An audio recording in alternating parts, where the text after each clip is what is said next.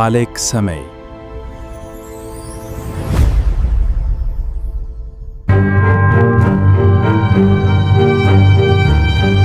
በሌሊት ሰማይ ላይ የምታበራ ጨረቃ ባትኖር ቀናችን 6 ሰዓት ብቻ ይኖሩ ነበር ቢባል ማን ያምናል?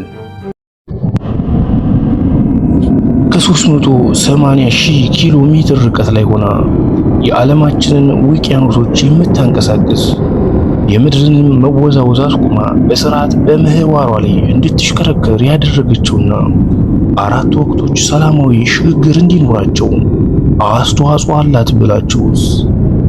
ጨረቃ ዝም ብላ የምታበራ ድንጋይ አይደለችም።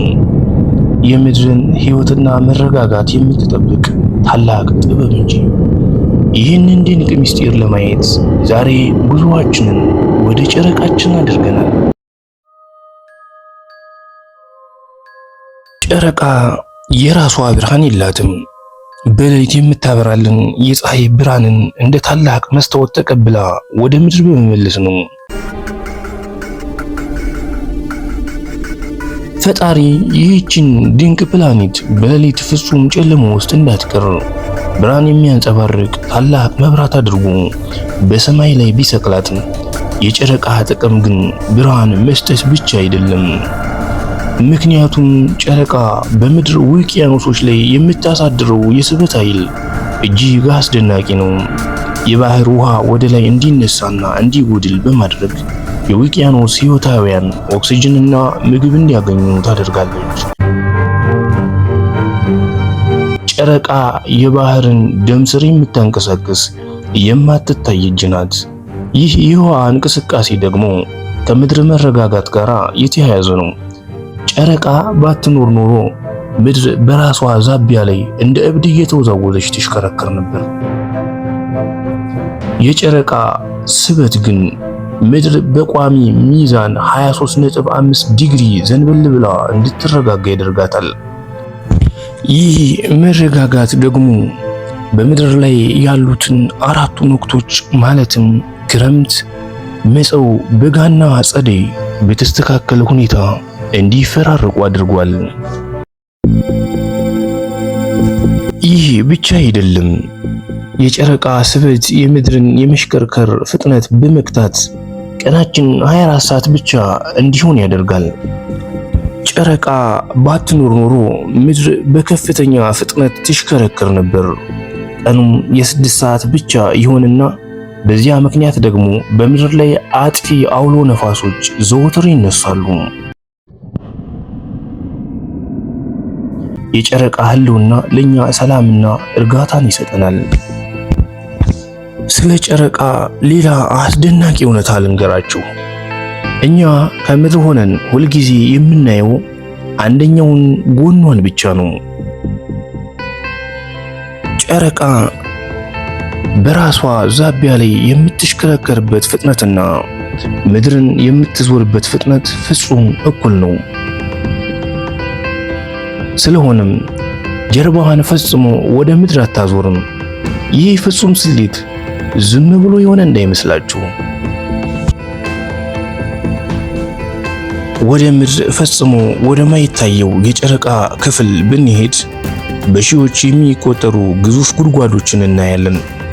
እነዚህ ጉድጓዶች ጨረቃ ለምድር ያላትን ታማኝነት ያሳያሉ። ወደ ምድር ይወረወሩ የነበሩ በርካታ የጠፈር ድንጋዮች ወይንም አስትሮይዶችን በራሷ አካል ላይ በመበቀል እንደ ታላቅ ጋሻ ሆና ትጠብቀናለች። በዓለማችን ላይ ከሚከሰቱ ድንቅ ነገሮች አንዱ የፀሐይ ግርዶሽ ነው። ፀሐይ ከጨረቃ በ400 እጥፍ ትበልጣለች። ነገር ግን ደግሞ ከምድር ያላት ርቀትም ያንኑ ያህል በ400 እጥፍ ይርቃል። በዚህ ፍጹም የርቀትና የመጠን ስሌት ምክንያት ጨረቃ በፀሐይ ፊት ስታልፍ ፀሐይን ፍጹም በሆነ ሁኔታ ትሸፍናታለች። ይህ ድንቅ የጂኦሜትሪ ተአምር ነው። የጨረቃ አፈር በውስጡ እጅግ አስደናቂ የሆኑ ማዕድናትን ይዟል። በተለይም ሂሊየም 3 የተባለው ብርቅዬ ንጥረ ነገር በጨረቃ ገጽ ላይ በብዛት ይገኛል። ይህ ማዕድን ወደፊት ለዓለማችን ንጹህና ወሰን የሌለው የኤሌክትሪክ ኃይል መስጠት የሚችል ታላቅ ሀብት እንደሆነ ይታመናል። ጨረቃ እንደ ምድር ከባቢ አየር የላትም። ስለዚህ በጨረቃ ላይ ንፋስ ወይም ዝናብ የለም። በጨረቃ ገጽ ላይ የሚያርፍ እያንዳንዱ ምልክት ወይም የድንጋይ አቀማመጥ ለሺዎች ዓመታት ሳይደመሰስ እንደተቀመጠ ይኖራል።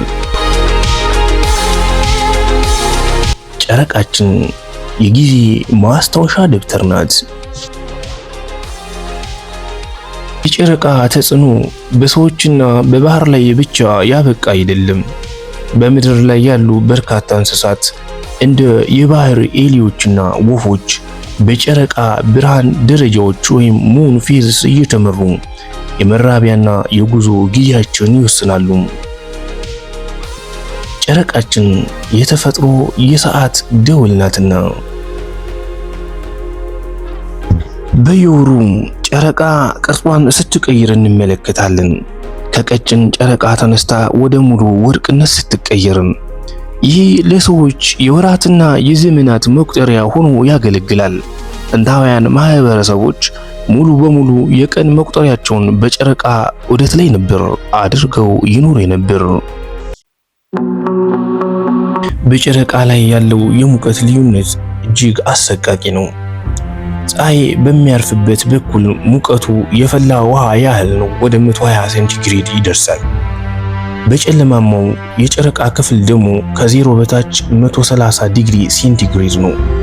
ይህ አስቸጋሪ ሁኔታ ምድር ለእኛ ምን ያህል ምቹ ሆና እንደተፈጠረች ያሳየናል። መምህራን በጨረቃ ደቡባዊ ዋልታ በሚገኝ ጨለማ ጉድጓዶች ውስጥ ግዙፍ የበረዶ ክምችት አግኝተዋል። ይህ በጨረቃ ላይ የታሰረው ውሃ ወደፊት ሰዎች በጨረቃ ላይ ጣቢያ አዘጋጅተው ለረጅም ጊዜ እንዲኖሩና እንዲመራመሩ ትልቅ መንገድ ይከፍትላቸዋል። ጨረቃ በየዓመቱ በ3.8 ሴንቲሜትር ያህል ከምድር በዝግታ እየራቀች ትሄዳለች።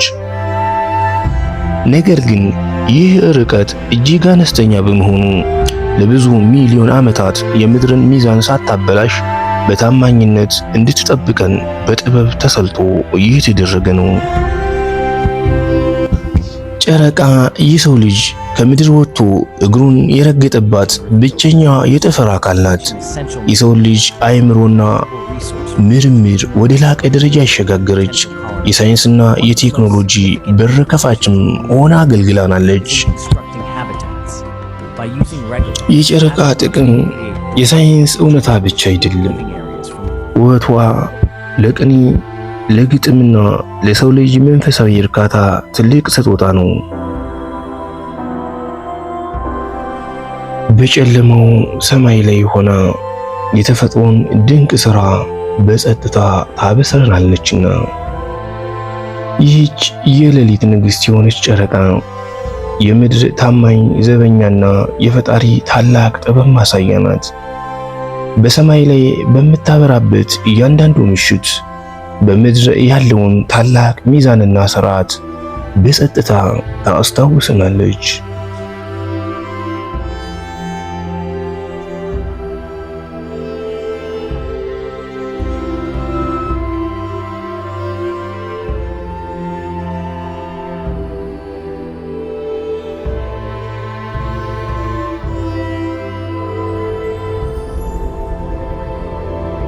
ፋሌክ ሰማይ